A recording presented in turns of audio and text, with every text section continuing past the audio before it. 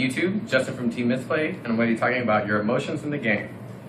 Now, I want to start this off with an analogy of a soccer goalie. Now, with the soccer goalie, they have to have short-term memory. And what that means is they can't get shaken by getting scored on, because if they sit there and dwell on the fact that they got scored on, all it's going to do is break their focus. They'll possibly get scored on again. And the analogy here is when you lose, shake it off. Forget about it. In all these tournaments, you're allowed, at least 1 or 2 losses. So don't worry about getting a loss. Worry about working on the next match and being prepared for that. Because if you sit there and dwell on that loss, it's just going to cause you to misplay, even though that's a pro play. It's going to cause you to misplay and go into the next rounds still thinking about that, which will affect your gameplay in later rounds. The next thing is you don't want to be too overconfident. Now, you may go in there with the best deck in the format, the deck that's been left untouched by the ban list, or a newly released deck from one of the sets that gets released midway through the ban list. But you can't be overconfident. Overconfidence makes you reckless. Everybody hears about playing fast and loose. Well, fast and loose can get you smacked by a smart player who's prepared for somebody who's just going to do the same combos, the same plays, the obvious path for you to get to your goal. And once they derail that train, then you're just stuck.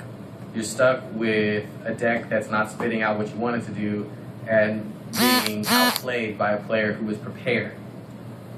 Next thing you want to do is to understand that your emotions can give away your possible plays.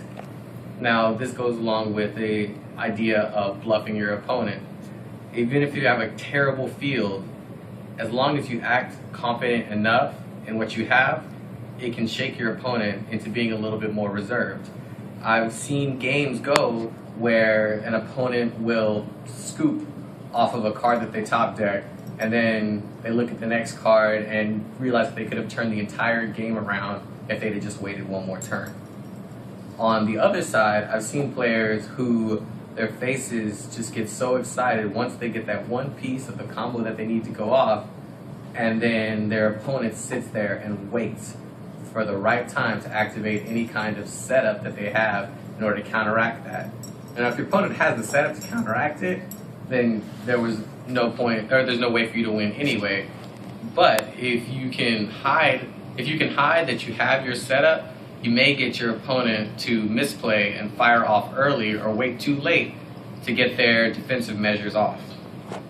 Next thing you want to do is to control your stress levels. When you control your stress levels, you make better plays. Or something that I like to do is I like to use a breathing technique in order to just calm me down. When games go long, matches go long, and it's really back and forth, sometimes you can get anxious or excitable, and you may want to pull the trigger on some of your plays prematurely, or you may want to hold off to really counteract and make big, huge counter plays. And if your stress levels aren't in check, then all those things can go haywire and it can cause you to lose. Also, in regards to playing against your opponent and dealing with judges, you never want to be disrespectful or obnoxious. The judges at tournaments are people too. And people are going to react how people react in any kind of social situation.